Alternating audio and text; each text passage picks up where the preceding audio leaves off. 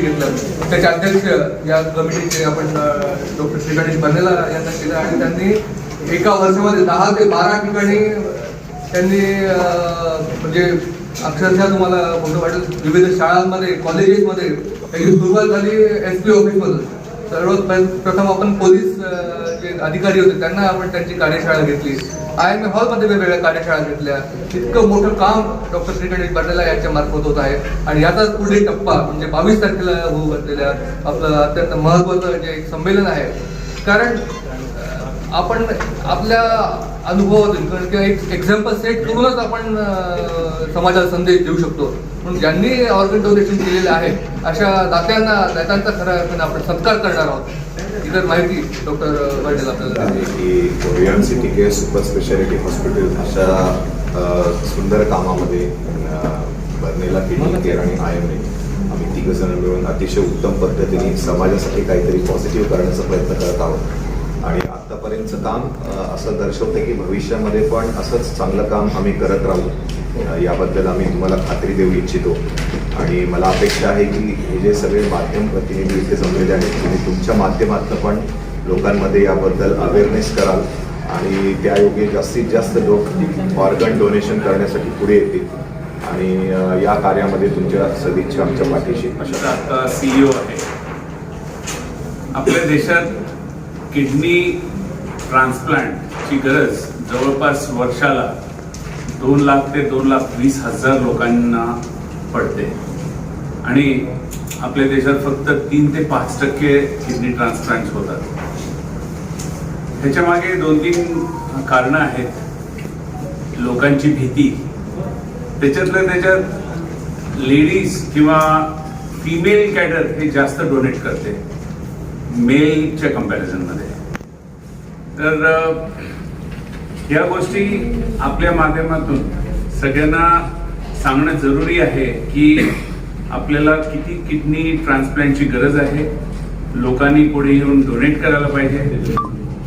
एक किडनी दिल्याने शरीराला काहीही फरक पडत नाही. ह्या गोष्टी एक आम जनतेला कळायला पाहिजे. त्याच्याने किडनी ट्रान्सप्लांट्स वाढतील, लोकांचा जीव वाढेल, लोकांना नवीन जीव मिळेल इनफॅक्ट. आणि डोनेशन करण्याने जे डोनेट करतात त्यांना काही फरक पडत नाही की हे एकदम स्पष्ट कळलं तरच लोक पुढे येतील डोनेट करायला. आपल्या माध्यमातून जोपर्यंत हे रुरल एरियापर्यंत ह्या गोष्टी जाणार नाही तोपर्यंत ही गोष्ट किडनी ट्रान्सप्लांटची आपल्या देशात किंवा आपल्या राज्यात वाढणार नाही. आणि मला फक्त एक विनंती आहे आपल्या सगळ्यांना की ही गोष्ट कोपऱ्यामध्ये जायला पाहिजे आणि हेल्थकडे लोकांनी लक्ष देऊन ह्याचं इम्प्रूव्हमेंट आणि ह्याची फिगर्स वाढायलाच पाहिजे. नमस्कार. आज माझ्यासोबत आलेले doctor Anupam Takalkar, president IMA Chhatrapati Sambhajinagar आणि ओरियन सिटी केअर हॉस्पिटलचे डॉक्टर वर्गंटवार सर आणि डॉक्टर आशिष देशपांडे सर आणि आमची इथली team doctor Shirish Deshmukh sir, doctor Sonawatikar आणि डॉक्टर देवगिरीकर. किडनी ट्रान्सप्लांट जरी पेशंटला एक नवीन जीवन देतं पण याच्या मागे बऱ्याच लोकांना म्हणजे हातभार लावावाच लागतो. सगळ्यात महत्त्वाचा याच्यामधला आधारस्तंभ जो असतो हा किडनी दाता असतो. कारण की किडनी दात्याशिवाय ही किडनी आपल्याला भेटू शकत नाही आणि आपण रुग्णांना चांगलं आयुष्य देऊ शकत नाही. या आजपर्यंत आम्ही इथे ओरियन सिटी केअरला 300पेक्षा अधिक ट्रान्सप्लांट केलेले आहेत आणि याच्यामध्ये माझ्या सगळ्या टीमचं खूप मोठं योगदान आहे. याच्यामध्ये आमची यूरोलॉजिस्ट टीम असेल, डॉक्टर सोमानी, डॉक्टर प्रशांत दरक, डॉक्टर रजनीकांत जोशी, ॲनेस्थेशियाची टीम आणि माझं ICU आणि कार्डिओलॉजी डिपार्टमेंट. प्रत्येक डिपार्टमेंट याच्यामध्ये खूप मोलाचा वाटा लागतो आणि त्याच्यामुळेच हे सक्सेस आपल्याला भेटू शकते. दुसरं आता आम्ही हा जो उपक्रम आहे आमचा ऑर्गन डोनेशन, तर तुम्हाला माहीत आहे मार्च महिन्याच्या 2ऱ्या गुरुवारी जागतिक किडनी दिवस हा साजरा करण्यात येतो. आणि याचं जे आहे मुख्य कारण जे आहे हे समाजामध्ये किडनी आजार त्याचं प्रतिबंध होणे आणि त्याला योग्य उपचार भेटणे आणि सगळ्यांना चांगलं निरोगी किडनी आरोग्य भेटणे हेच आहे. तर जगभरामध्ये याच्याबद्दल ही मोठी चळवळ आहे. जसं वर्गणवार सरांनी सांगितलं की आपल्याकडे जे प्रमाण आहे डिसीज डोनर म्हणजे ब्रेन डेड पासून ऑर्गन मिळण्याचं हे खूप कमी आहे. आणि सगळा हा प्रोग्राम जो आहे त्याच्यामध्ये लाईव्ह डोनेशन म्हणजे घरातूनच कोणीतरी किडनी दाता म्हणून येतो आणि आपल्याला त्यांचं किडनी प्रत्यारोपण आपण त्या पद्धतीने करतो. तर ह्या लोकांना पुढे कोण बघणार? हे जे डोनर आहे यांचं टेस्ट कोण करणार? यांना हे निरोगी आहेत की नाही हे कोण बघणार? तर असं कोणी त्याच्यामध्ये विशेष त्याच्यामध्ये काळजी हे दिसताना मला आढळलं नाही. आणि मागील 5 वर्षापासून आम्ही ठरवलं की जेवढे काही किडनी डोनर असो मग ते कुठल्याही हॉस्पिटलचे असो ज्यांनी आपली किडनी दिलेली आहे ह्या सगळ्यांच्या टेस्ट करणे. टेस्ट म्हणजे ब्लड टेस्ट करणे, त्यांचं ब्लड प्रेशर तपासणे, हे सगळ्या टेस्ट करून ते निरोगी आहेत की नाही हे पहिले आपण लक्षात करणं गरजेचं आहे. आणि हा उपक्रम आम्ही कंटिन्युअसली चालवत आहोत. टेस्ट करून जर कुठल्या पेशंटला काही त्रास असेल तर त्याला आहाराबद्दल माहिती, त्याला ट्रीटमेंटबद्दल माहिती, त्याच्यामध्ये एक चांगलं म्हणजे त्यांनी असं नाही की किडनी डोनेशन झालं की त्याचं काम संपलं. तर ही त्याची आमची जी प्रक्रिया आहे पुढची की एक आमचं त्यांच्यासोबत झालेलं एक ऋणानुबंध आहे, एक सामाजिक बांधिलकी आहे. त्यालाच पुढे नेण्यासाठी आम्ही हा सोहळा दरवर्षी किडनी डोनर सत्कार सोहळा या बॅनरखाली आम्ही घेत असतो. आनंदाची गोष्ट आहे की IMA सारखी एक मोठी संस्था या अशा चांगल्या उपक्रमासाठी आमच्या बाजूला खूप आधारस्तंभ म्हणून उभी आहे. तर मी त्यांचं सुद्धा स्वागत आणि धन्यवाद देतो की त्यांनी ऑर्गन डोनेशनसाठी IMA मध्ये एक चांगला उपक्रम सुरू केलेला आहे.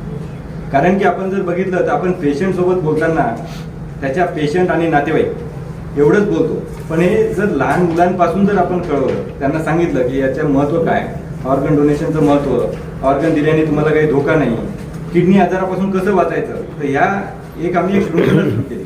मग याच्यामध्ये आम्ही शाळा, colleges, nursing schools, medical colleges, police administrative department, RTOs आणि इंडस्ट्रीपर्यंत आम्ही पोहोचून तिथे त्यांना एक प्रबोधनाचा कार्यक्रम आम्ही हाती घेतला आहे. कारण की ही चळवळ आहे, याचा रिझल्ट हॉस्पिटलच्या 4 भिंतीमध्ये येणार नाही, तर समाजामध्ये याच्याबद्दल जनजागृती होणे हे सुद्धा अत्यंत महत्त्वाचं आहे. तर हा एक कार्यक्रम हा वैद्यकीय परिसंवादाचा कार्यक्रम नाही, तर हा एक सामाजिक बांधिलकी जपणारा आणि आरोग्याबद्दल सकारात्मक दृष्टिकोन निर्माण करणारा उपक्रम आहे. तर यावेळेस आम्ही हा कार्यक्रम 22 तारखेला 22 फेब्रुवारी संत एकनाथ नाट्य मंदिर येथे घेत आहोत.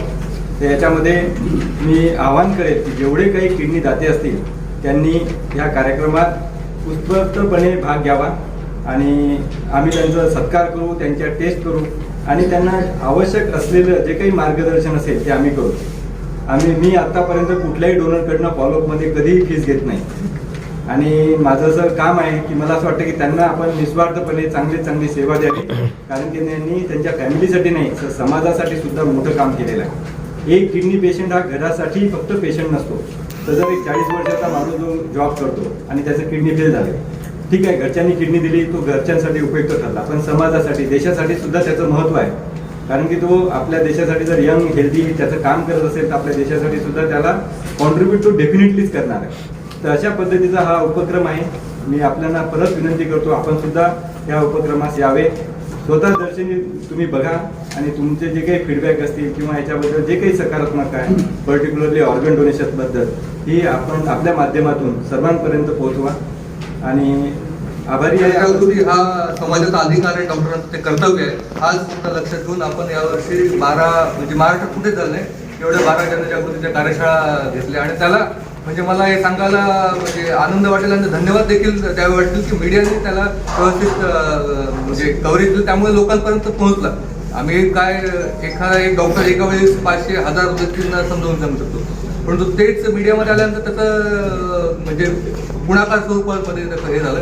आणि यावर्षी छत्रपती संभाजीनगरचे जर आपण हे करायला गेलो तर बऱ्याच ठिकाणी आपण आणि हे अवयात सुरू राहणारं कार्य आहे, हे सुरूच राहणार आहे. आणि दुसऱ्या मजल्यावर आत्ता ॲट प्रेझेंट किडनी ट्रान्सप्लांट चालू आहे. मला एवढं सांगायचं होतं की यावर्षी दरवर्षी जवळपास 100 किडनी ट्रान्सप्लांट्स या हॉस्पिटलला होतात. आणि आम्ही यावर्षी तरी महाराष्ट्रामध्ये सगळ्यात जास्त किडनी ट्रान्सप्लांट केले. रिक्वायरमेंट डोनर म्हणजे जेवढे काही पेशंट आहे त्याच्या प्रमाणात डोनेशन हे खूप कमी आहे आणि त्याच्यामुळे ऑर्गन ट्रान्सप्लांट सुद्धा खूप कमी आहे. आणि बरेच वेळा जेव्हा डिमांड अँड सप्लायचं मिसमॅच असतं तर त्याच्यामध्ये मग असे व्हॉट्सॲप मेसेजेस किंवा XYZ डेट झाला आहे आणि त्याचे ऑर्गन द्यायचे आहेत अशा मेसेजेस आपल्याला सगळीकडे वाचायला भेटतात. हे सगळे फेक मेसेजेस आहेत, हे खोटे मेसेजेस आहेत. त्याच्यामध्ये ZTCC सारखी संस्था किंवा नॅशनल लेवलला national organisation transplant committee NOTTO ह्या दोन्ही संस्था ऑर्गन डोनेशनमध्ये पारदर्शकता आणि कायदेशीरपणा आणण्यास आपल्याला मदत करते. आता जे आपण जर प्रश्न विचारला की बाबा याच्यामध्ये लोकांना माहिती पूर्ण गरजेचं आहे, तर आम्ही हा उपक्रम दरवर्षी करतो आणि एका पेशंटसोबत त्याचे काही मित्र येतात. आज एक ट्रान्सप्लांट झालेला व्यक्ती 100 गावामध्ये प्रत्येकाला माहिती असतो कोणाचं ट्रान्सप्लांट झालं आहे. तर समाजामध्ये डेफिनेटली याच्यामुळे फायदा होतोच. आज मी तुमच्याकडे बऱ्याच म्हणजे कॅलेंडरचं वाटप केलं आहे. आम्ही दरवर्षी असं कॅलेंडर सुद्धा तयार करतो. याच्यामध्ये तुम्ही जर बघितलं तर पहिल्या पेजवर ऑर्गन ट्रान्सप्लांट ॲक्टिव्हिटी काय, गव्हर्नमेंटचा कायदा काय, नोटो काय आहे, ZTCC काय आहे, IMA ची चळवळ काय, हे याचं पहिलं पान आहे. आणि त्याच्यानंतर प्रत्येक आजाराबद्दल म्हणजे शॉर्टमध्ये का होणार म्हणजे त्यांनी कॅलेंडर घरात लावलं तर रोज त्यांना काही ना काही याच्यामध्ये माहिती दर महिन्याला भेटत राहील. आणि एक गोष्ट जी असते, प्रसार माध्यम असो किंवा मीडिया असो किंवा व्हॉट्सॲप असो, तर ह्या माध्यमातून चांगली भूमिका आपण जर मांडली तर नेहमीच मला असं वाटतं ती चांगल्या लोकांपर्यंत जाईल आणि त्याचा चांगलाच उपयोग होईल. Now and press the bell icon. Never miss an update.